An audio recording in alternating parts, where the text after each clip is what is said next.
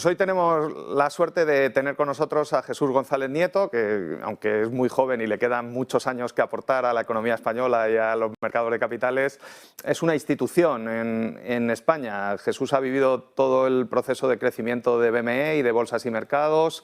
Estuvo en el nacimiento del IBEX. España tuvo la primera bolsa digital del mundo, ahora que estamos en proceso de digitalización. Bueno, pues nosotros nos digitalizamos hace 40 años y el proceso empezó en los principios de los 90 y ahora está muy focalizado es el director de BME Growth, es la bolsa o el mercado alternativo donde entran las startups y las empresas innovadoras con alto potencial de crecimiento, que es justo el foco de nuestro programa. Así que bienvenido, Jesús, muchas gracias por atendernos. Muchas gracias, José Carlos.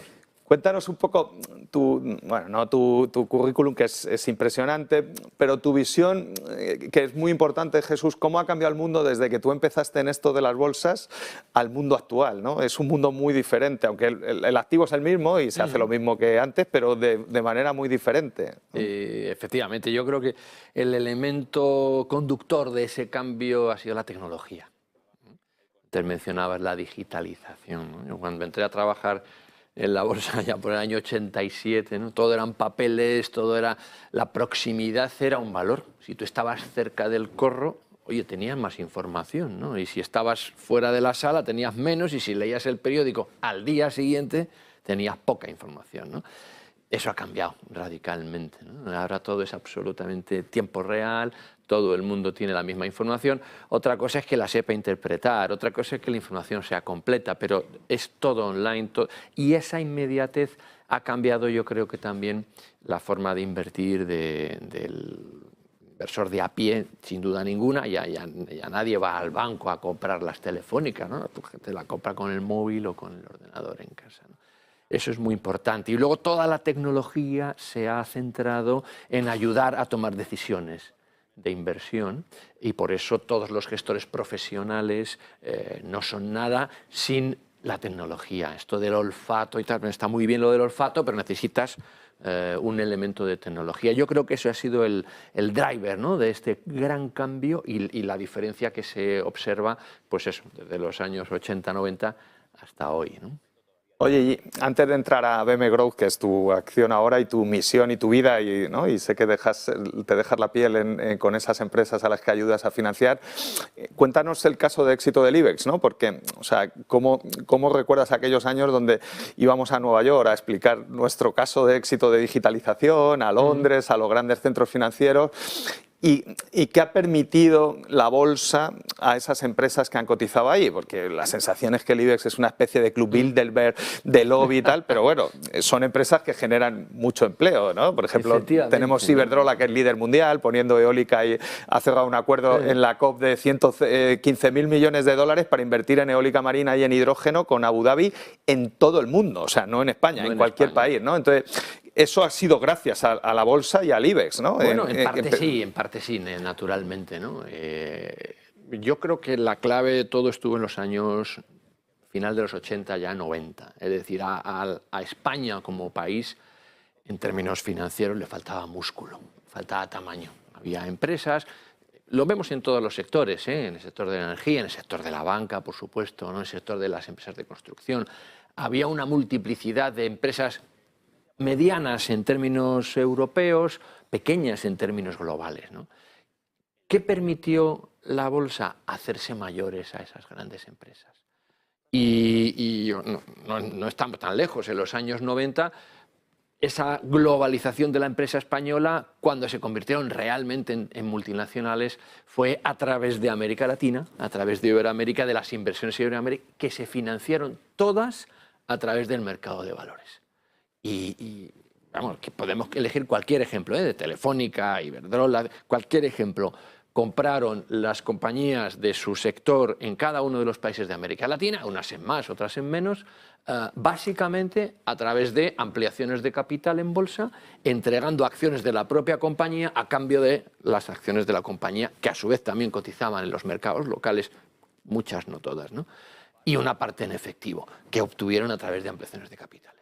Durante los años 90 y también principios de los años 2000, la bolsa española fue una de las bolsas del mundo que más aportó en ampliación de capital, en recursos propios, en equity, a las empresas que entonces cotizaban, que son todos estos grandes nombres, que entonces no eran tan grandes, pero que fueron creciendo, repito, con ese combustible, y yo creo que obviamente con una magnífica gestión de esa expansión, porque no es fácil digerir cuando compras tantas compañías de golpe. Oye, ya pasamos al BM Growth, que es el interés de esta entrevista y por explicar un poco a la gente que nos está viendo. Si tú miras el Dow Jones 30, que es el equivalente al IBEX en España, ha cambiado radicalmente desde final de los 80. Teníamos una estructura muy parecida en España, con bancos, eléctricas y alguna utility como Telefónica. Y hoy en el Dow Jones pues prácticamente hay tecnológicas y grandes compañías líderes mundiales en tecnología. Pero en España no, salvo el caso de Iberdrola, que puede considerarse una empresa tecnológica en su sector de energía. Hay muy poca tecnología en global, que sean campeones globales. El BM Growth tiene que cubrir ese papel, ¿no? O sea, ¿cómo identificas los ganadores que van a poder entrar en el IBEX 35 en los próximos 10 años y cómo les haces crecer y hacerse muy grandes, que es lo que ha pasado en Estados Unidos? Es el sueño americano, o sea, ellos tienen una dimensión más grande, pero bueno, ese debería ser un poco el objetivo, ¿no? Sin ponernos el agobio de tener que compararnos con el Nasdaq, ¿no? Que es otro mercado, pero un poco vamos hacia ahí, ¿no? ¿Cómo surge la idea del BM Growth y cómo ha evolucionado y cómo le ves el potencial para los próximos años? Pues es exactamente lo que acabas de decir, ¿no? En el grupo BM identificamos que la manera de crecer a largo plazo era abrir la base de la pirámide. Es muy difícil encontrar, tú lo has dicho, en España no hay. A ver, empresas de tecnología que valgan más de 10.000 millones, es que no hay. Entonces, como no hay, no las puedes sacar a bolsa. ¿Qué es lo que puedes hacer? Y esa es la estrategia. Vamos a ayudar a empresas que no valen 10.000 millones, que valen 100 millones o menos, que estén muy centradas en el mundo de la tecnología desde muy diversos puntos de vista, a que crezcan, a que se hagan más grandes, a que vayan incorporando otras compañías en su estrategia, etcétera, etcétera, financiar su crecimiento y a partir de ahí, una vez que las has acompañado en distintos escalones, bueno, se harán grandes o por lo menos tendrán una opción de hacerse grandes. ¿Cuál es el problema?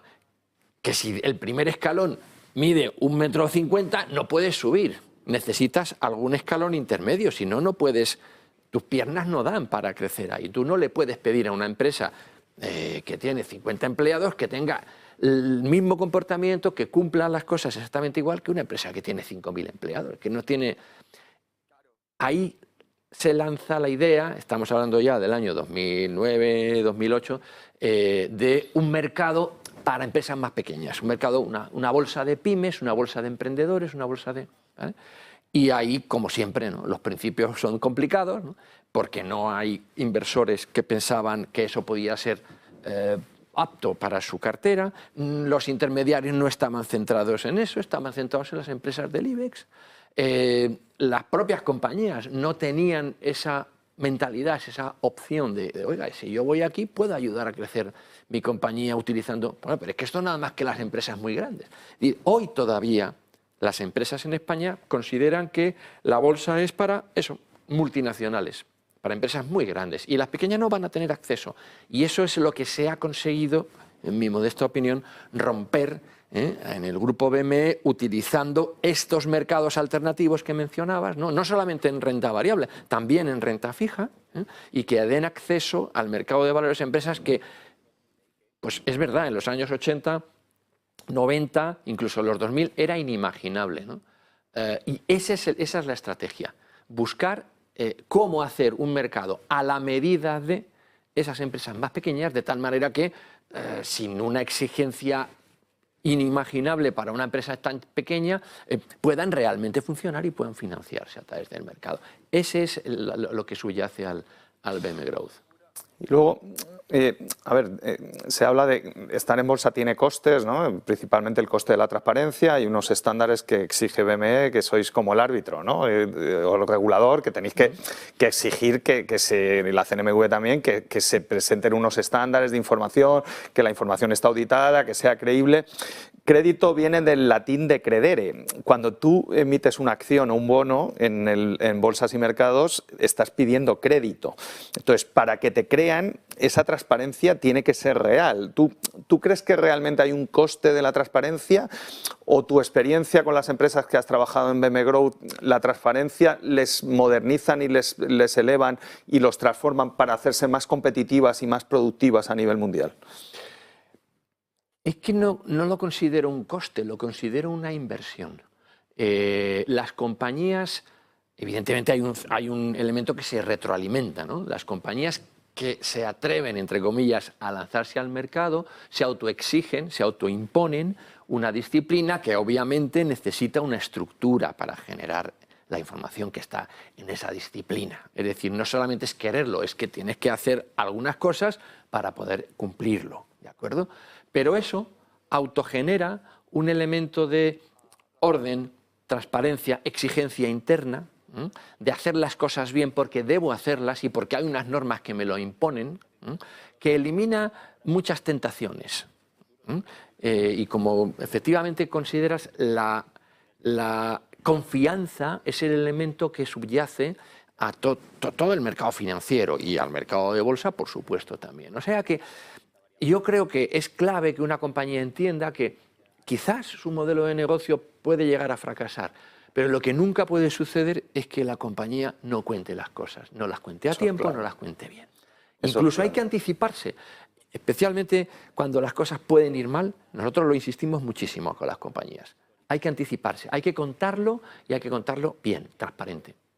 Bueno, vamos a ir un poco a publicidad porque esto es también digital, igual que la bolsa española en los 90 y vivimos de la publicidad, así que paramos y vamos a hablar un poco más de la macro y de la visión. Tienes una visión privilegiada y nos cuentes un poquito.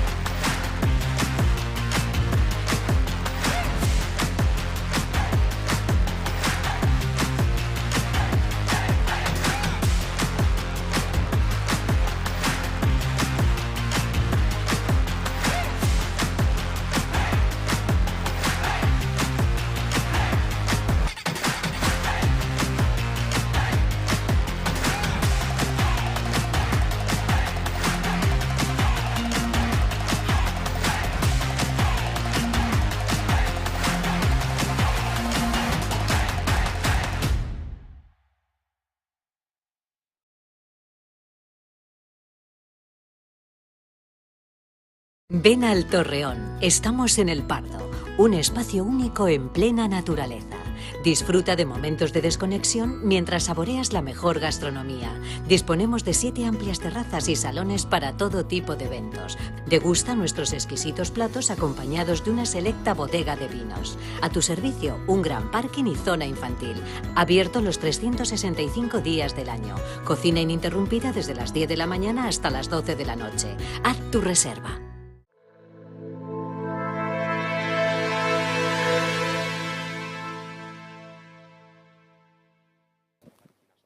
Bueno, volvemos. Hemos estado con Jesús contándonos qué es la bolsa institucionalmente, cómo funciona BM Growth. Vamos a hablar ahora de empresas, ¿no? Tenemos muchos empresarios que nos están viendo, que quieren crecer, que quieren salir al exterior, que quieren crear empleo, que necesitan financiación, ¿no? ¿Cómo pueden conseguir financiación en BM Growth? O sea, ¿cómo se va a la bolsa a pedir dinero? Jesús, así, practiquito. Muy sencillo, ¿no? Primer mensaje, se puede hacer, es asequible. Hay que romper ese mito de que la bolsa es estrictamente para empresas multinacionales gigantescas.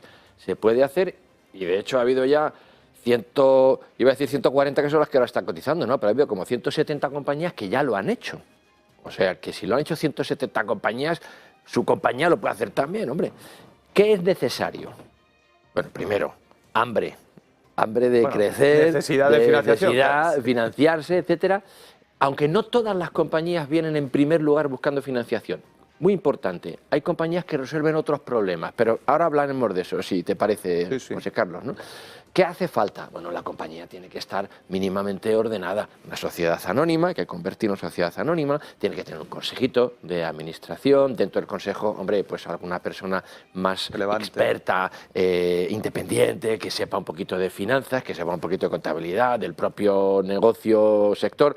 Alguien que te pueda decir tranquilamente en el consejo, mira, estás equivocado, creo que hay que hacerlo de otra manera. Esto es muy importante en la mentalidad del empresario. Buscar a alguien que no te diga siempre que sí. Y una vez que eso esté ordenado, se identifica lo que nosotros llamamos una especie de tutor, ¿no?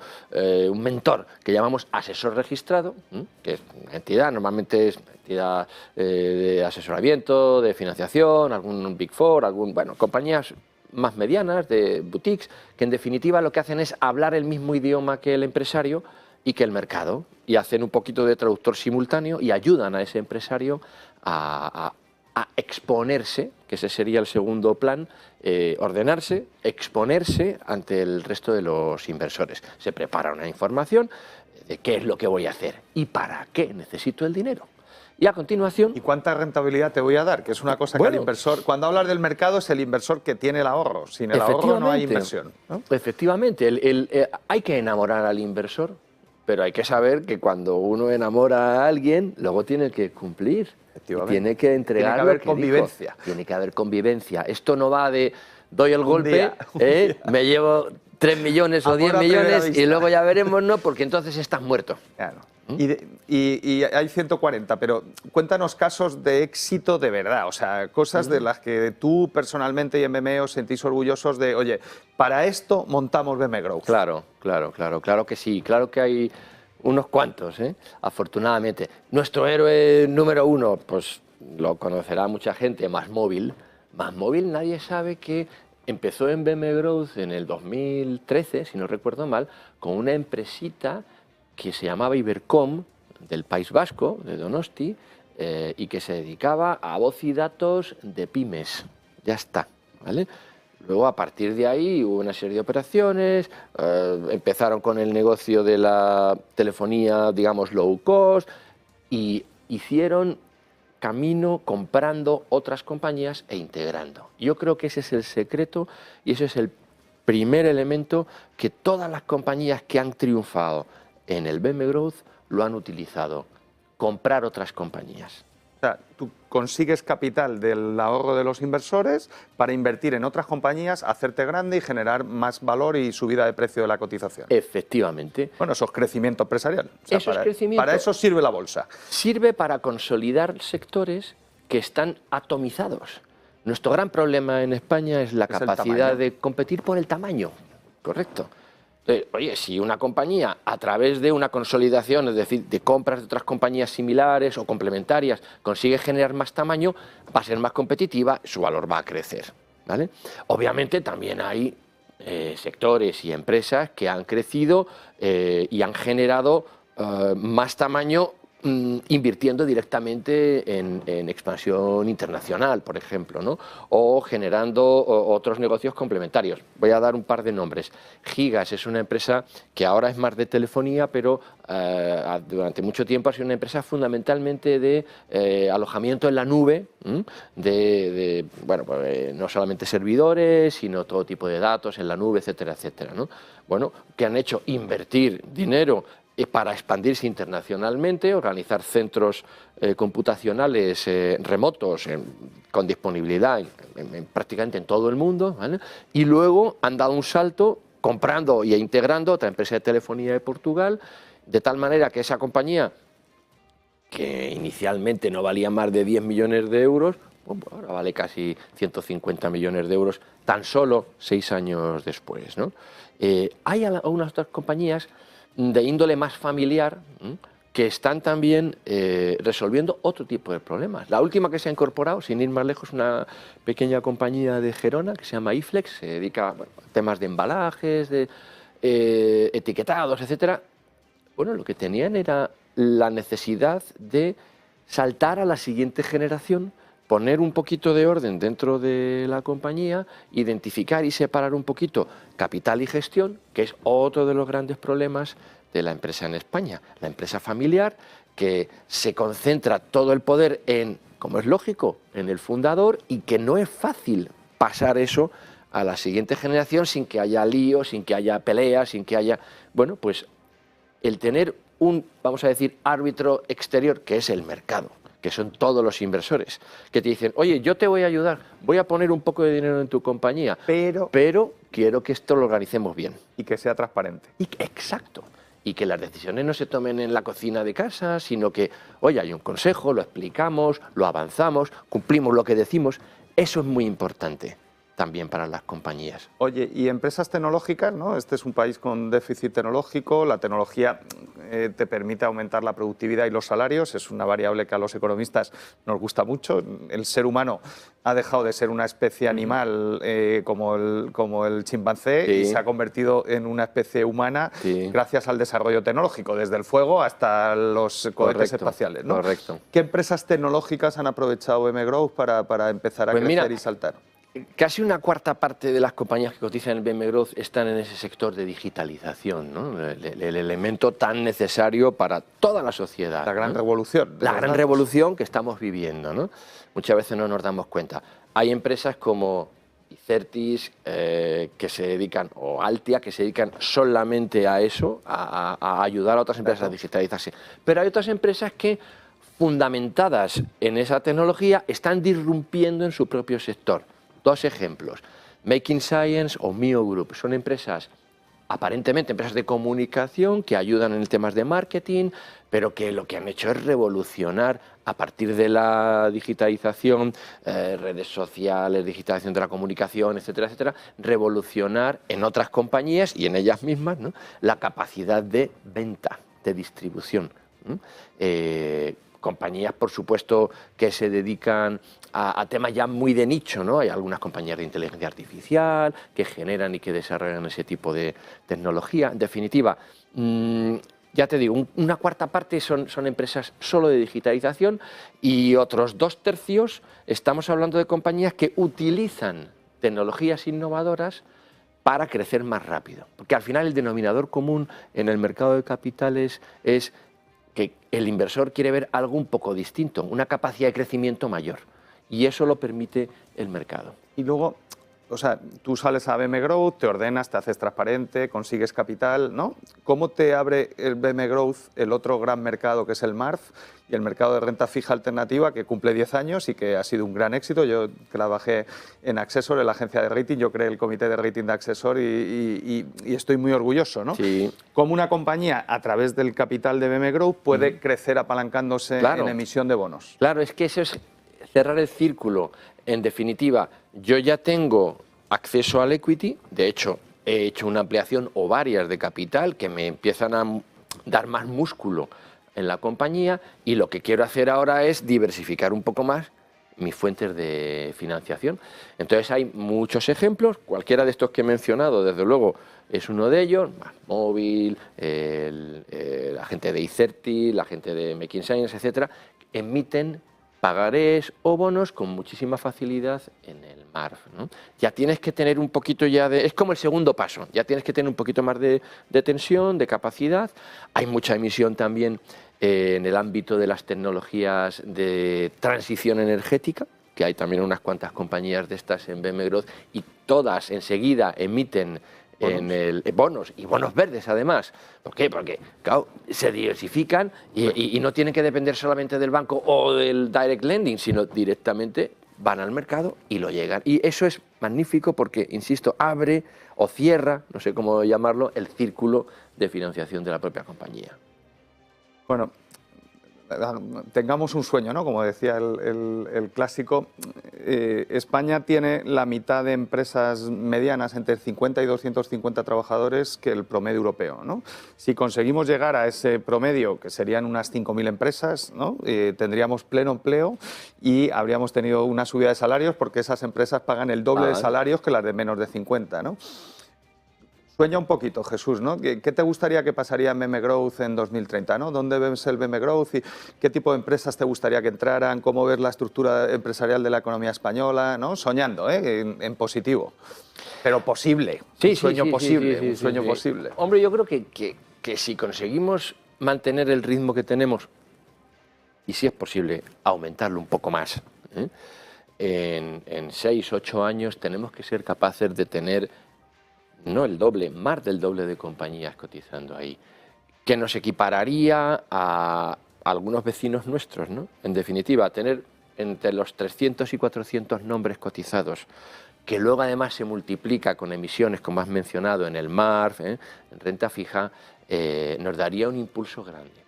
Para llegar ahí, precisamente, hemos lanzado hace muy poco el hermano pequeño, ¿no? El segmento anterior para ayudar todavía un poquito más, ¿no? Le llamamos BM Scale Up y lo que queremos precisamente es, si es posible, acercarnos un poquito más a las compañías. Hemos eliminado algunos requisitos más formales que quizás no aportan tanto al inversor, hemos simplificado un poco más el camino, de tal manera que sea más rápido, un poco más barato.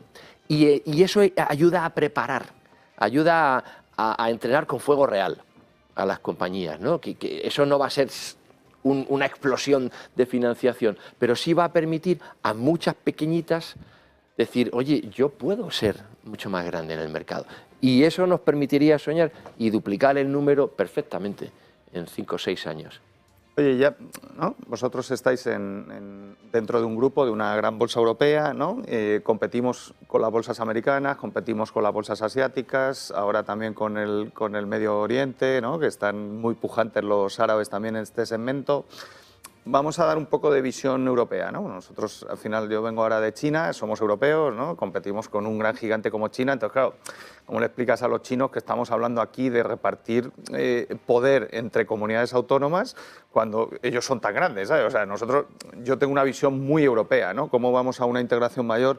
En términos de mercado de capitales, ¿cómo crees que estamos competitivamente con Estados Unidos y cómo deberíamos avanzar hacia ahí, ¿no? Y potenciar ese segmento? Porque se ve a los mercados como un enemigo, pero al revés. O sea, lo que estamos hablando aquí es que el mercado es el gran amigo para crecer y crear empleo. O sea, todas las empresas del BM Growth, tendréis el dato, han aumentado su creación de empleo.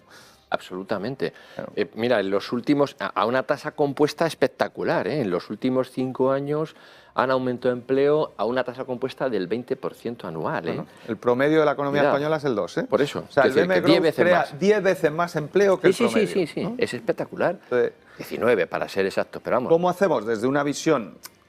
Aquí en este programa, la gente que nos ve no nos ven políticos ni reguladores europeos, ni no. Bueno, o sí, no lo sé, yo se lo mandaré para que no lo vean, pero ¿cómo potenciamos la idea de que el mercado bien ordenado y bien es un gran aliado en el crecimiento empresarial y en la creación de empleo de calidad con buenos salarios? Correcto.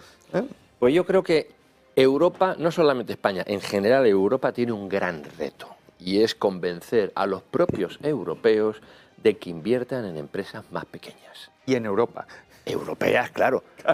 ¿no? Es que porque el 95% del venture capital y del private equity europeo invierte en los Estados Unidos de América. Exacto. O sea, es como un contradios, porque al revés, ¿no? Siempre se está esperando aquí que sean los americanos los que inviertan en las pymes españolas, pero vamos a ver. Invierte tú, que eres el que mejor los conoces, el que estás más cerca, ¿eh? Y el que tiene más capacidad de creer en ellos. Y además eso generará un efecto llamada. Porque que venga el americano. Claro, si los locales invierten en eso, que son los que están más cerca, habrá una oportunidad también para los foráneos, ¿no?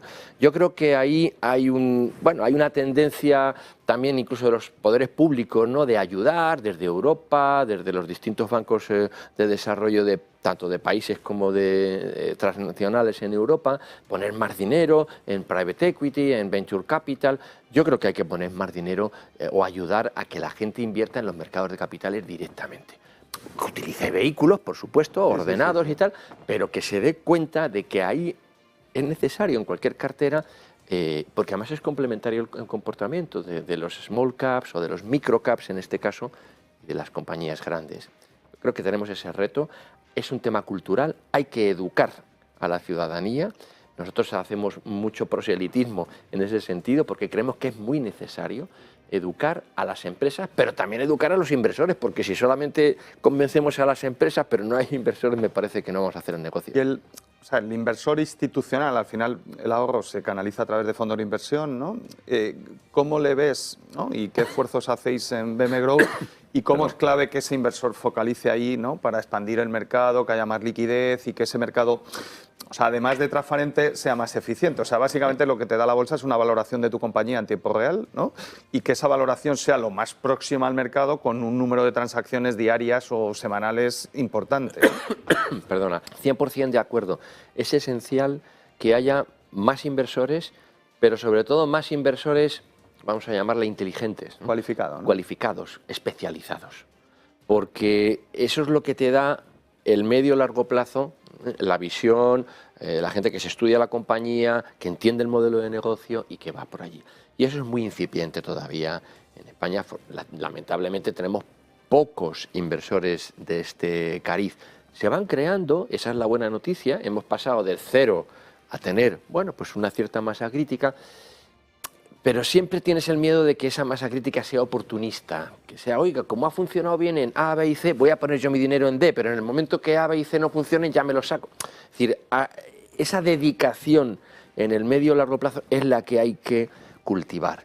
Y no hay muchos atajos, pero sí hay uno que yo creo que deberíamos insistir, y es, si tú acompañas a los inversores que pongan su dinero en ese tipo de vehículos, fondos, etcétera, si tú los acompañas con un incentivo fiscal, con la condición de que se mantengan en un medio plazo, 2, 3 años, que es lo que han hecho en Francia, en Italia y en Gran Bretaña durante décadas, y tienen un mercado más desarrollado que el nuestro, ese inversor estará más proclive, más cómodo, más seguro, dentro de la incertidumbre que siempre hay en los mercados, de invertir en ese tipo de compañías. Creo que ese es un tema pendiente también. Es lo que hemos hecho en la ley de startup, ¿no? La ley de startup Correcto. Básicamente es un incentivo fiscal a atraer startups que quieran pagar un impuesto de sociedades más bajo aquí, ¿no? Entonces, Exacto. generalizarlo también al inversor para que tenga ese incentivo de estar, ¿no? Bueno. Correcto. Bueno, oye, muchas gracias, Jesús. Yo creo que el mensaje es muy positivo y posible, ¿no? Yo estoy contigo que se puede, ¿no? Hay empresas que lo han hecho. Tenemos muy pocas, pero las pocas que tenemos son muy buenas y solo deseo que BM Growth tenga mucho éxito porque será un gran éxito para la economía española. Muchas gracias por estar Claro que aquí y nos vemos en otro programa de Líderes. Gracias.